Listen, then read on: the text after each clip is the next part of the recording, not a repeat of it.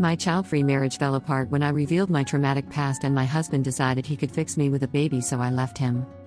I'm Lisa, 29F, and I've been married to Jonathan, 32M, for 2 years now. We dated for 3 years before tying the knot.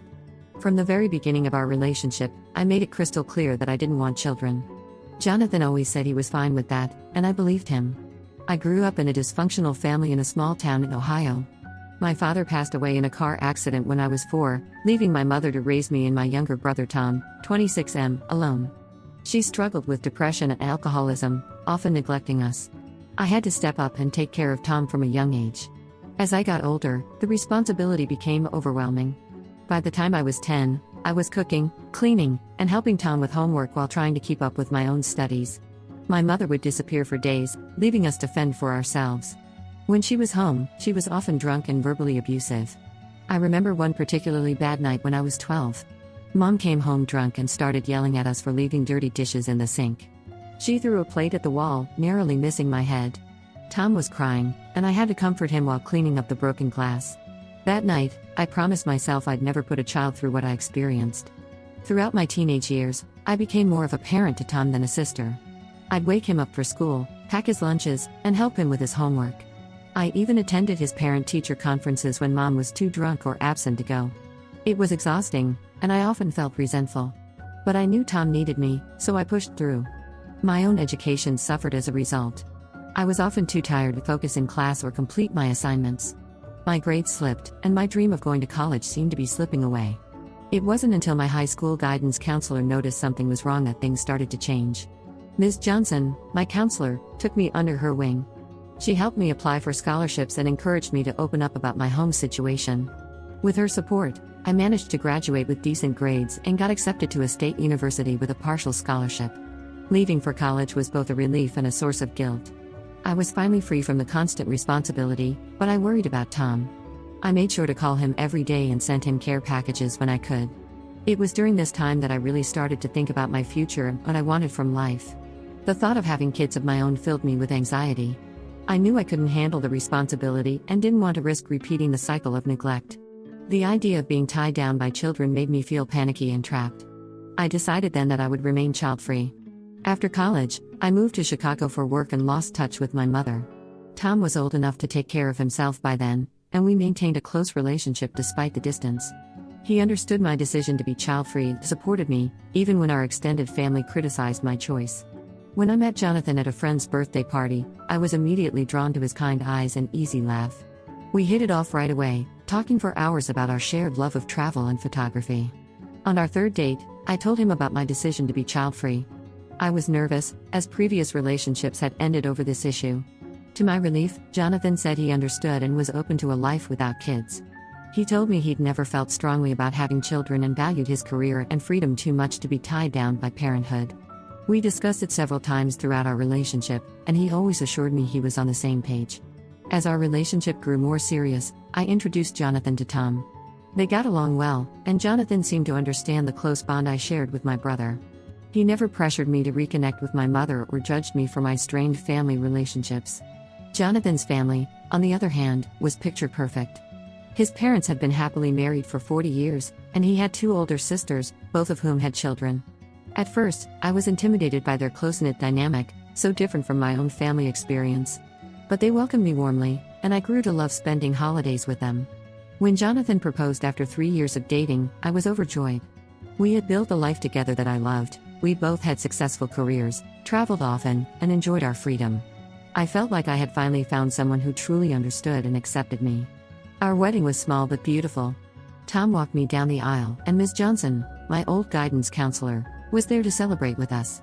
Jonathan's family went all out with the planning, and for once, I felt like I was part of a real, loving family. The first 2 years of our marriage were blissful. We bought a cozy apartment in the city, adopted a cat, and continued to enjoy our child-free lifestyle. We never argued about kids or felt pressured by each other to change our minds. Last week, everything changed. I finally opened up to Jonathan about my childhood. I'd never shared the full extent of what I went through before. It was emotionally draining, but I felt relieved to finally tell someone everything. I told him about the nights spent comforting Tom while Mom was passed out drunk, about missing school to take care of the house, about the constant fear and anxiety I lived with. Jonathan held me as I cried and seemed very supportive. He told me how brave I was and how much he admired my strength. I felt closer to him than ever before, grateful to have such an understanding partner. The next day, I came home early from work, hoping to surprise Jonathan with takeout from our favorite restaurant. As I approached our apartment, I heard Jonathan's voice through the open window. He was on the phone, and something in his tone made me pause. I overheard Jonathan talking to his mother. He was telling her about my past, which hurt me. I had shared that in confidence. But what he said next shattered my world. He complained that if he'd known the real reason I didn't want kids, he wouldn't have married me. He called my decision selfish and said he was considering leaving me. I stood there, frozen, as Jonathan went on to say he had always hoped I would change my mind about kids. He told his mother he thought my childhood trauma was something I could get over with time and therapy. He even suggested that having a baby might heal me and make me forget about my past. I was devastated. I'd always been upfront about not wanting children. Jonathan had years to voice any concerns or leave if he wasn't truly okay with it.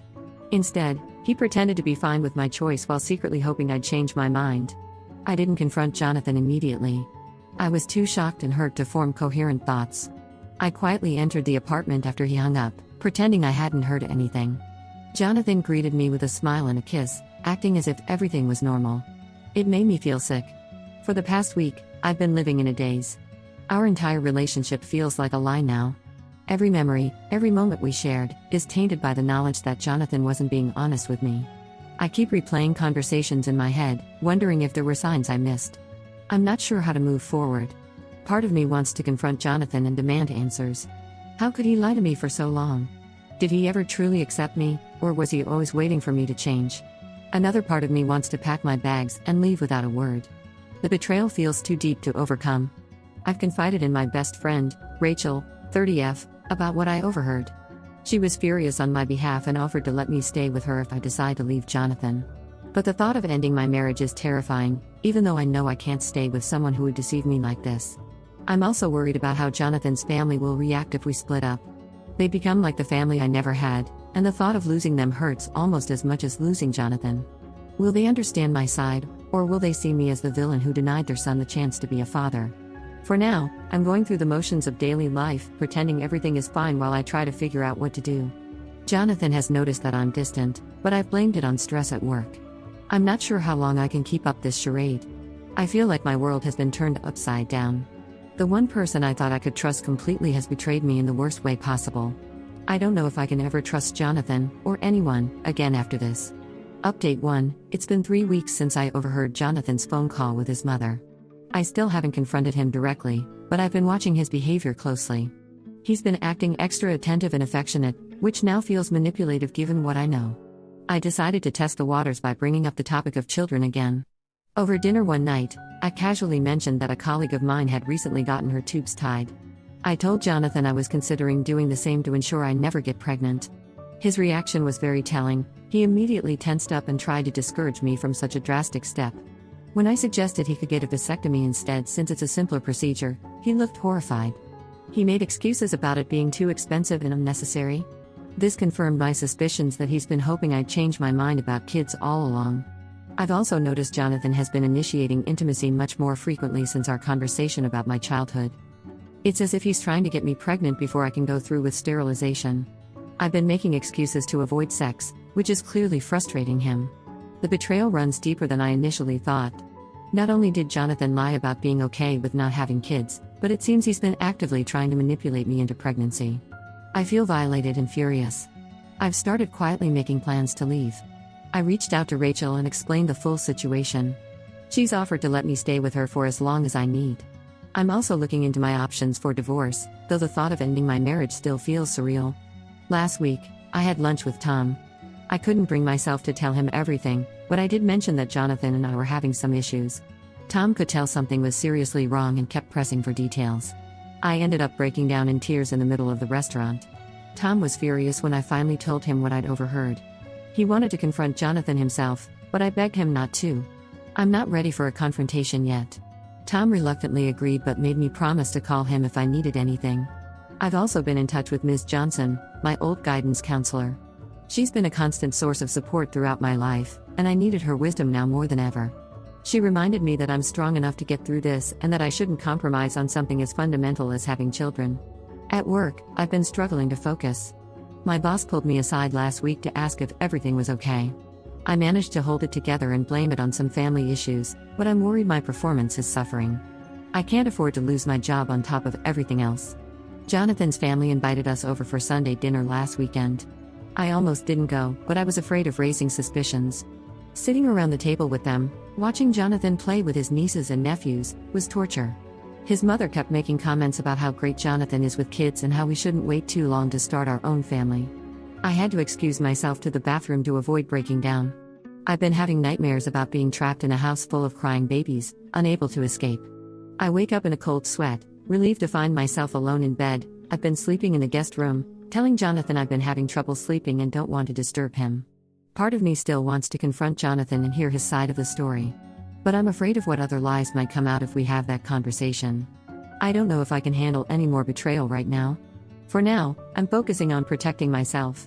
I've hidden my birth control where Jonathan can't find it, and I'm being extra vigilant. I never thought I'd have to guard myself against my own husband like this. The trust between us is completely shattered. I've started looking for apartments, just in case I need to move out quickly. I've also been slowly gathering important documents and sentimental items, storing them at Rachel's place for safekeeping.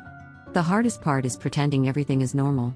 I go through the motions of being a loving wife, cooking dinner, asking about his day, watching TV together in the evenings. But inside, I'm screaming. Every touch, every kiss feels like a lie now. I know I need to make a decision soon. I can't live like this indefinitely. But the thought of confronting Jonathan and ending my marriage is paralyzing. I've built my entire adult life around this relationship. Starting over at 29 feels daunting. For now, I'm taking it one day at a time. I'm trying to stay strong and remind myself that I deserve better than this.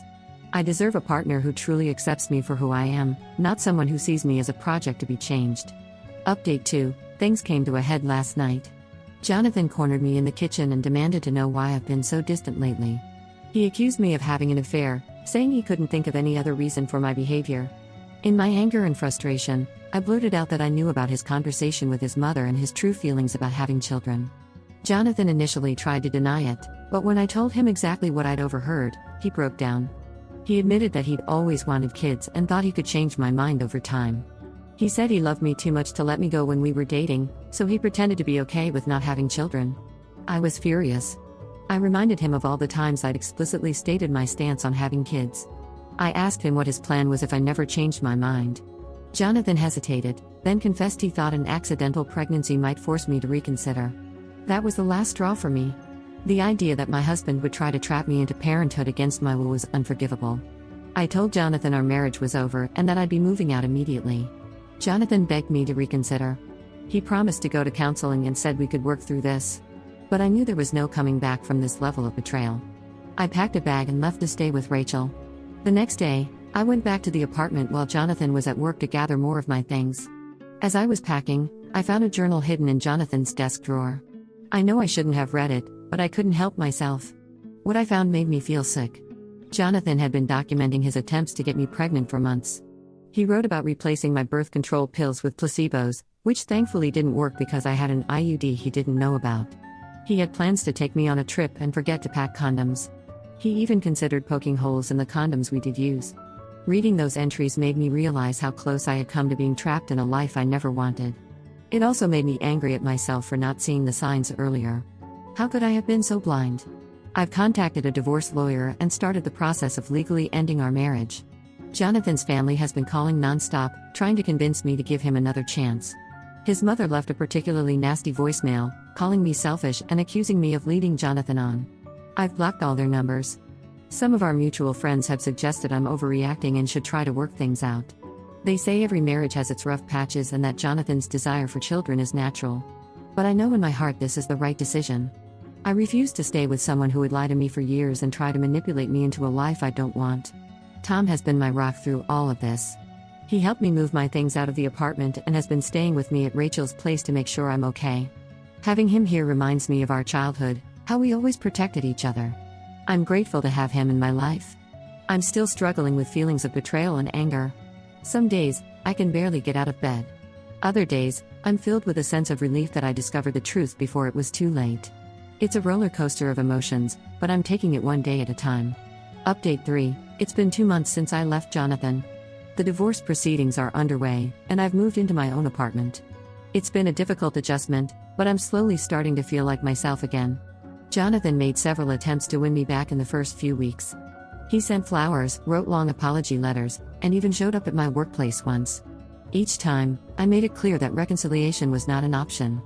Eventually, he seemed to accept that it was over. His family, however, has been relentless. They've tried reaching out to Tom and Rachel to get to me. Jonathan's sister cornered me at the grocery store last week, trying to persuade me to give Jonathan another chance. I've had to threaten legal action to get them to back off. Some mutual friends have taken Jonathan's side, saying I'm being too harsh. They argue that his desire for children is natural and that I should have expected him to hope I'd change my mind. I've distanced myself from these people. I'm grateful for friends like Rachel who have stood by me through all of this. I've started seeing a therapist to work through the trauma of Jonathan's betrayal and my childhood issues. It's bringing up a lot of painful memories, but I know it's necessary for healing. We've been discussing my fear of commitment and trust issues, which stem from both my childhood and this experience with Jonathan. The hardest part has been coming to terms with the fact that the man I thought I knew never really existed. The Jonathan I loved was a facade, carefully crafted to be what he thought I wanted. The real Jonathan was willing to lie and manipulate to get what he wanted, regardless of my feelings or choices. I've had moments of doubt, wondering if I'm making the right decision. There are nights when I miss the comfort of our shared life, the inside jokes, the familiarity. But then I remind myself of the betrayal, of the journal entries detailing his plans to trap me into pregnancy, and I know I'm doing the right thing. Last week, I ran into Jonathan's mother at a cafe. She tried to talk to me, saying Jonathan was miserable without me and that we could still work things out. I stood my ground and told her that her son's actions were unforgivable.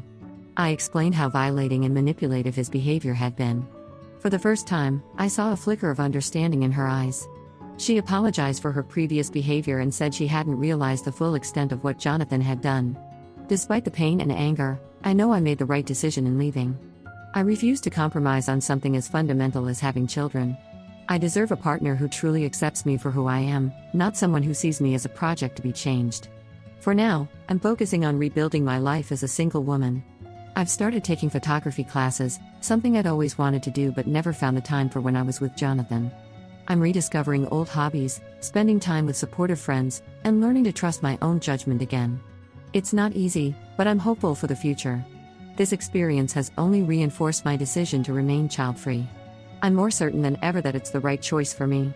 I've scheduled an appointment to discuss permanent sterilization options with my doctor. I never want to worry about an accidental pregnancy again. Tom has been talking about moving to the city to be closer to me.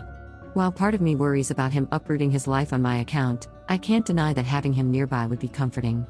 We've always been there for each other, and I'm realizing more than ever how important that bond is. As for my mother, I received a letter from her last month. She's in rehab again and wants to reconnect. I'm not sure how I feel about it. Part of me wants to give her another chance, but I'm also wary of letting her back into my life. My therapist and I are working through these feelings, and I know I don't have to make a decision right away.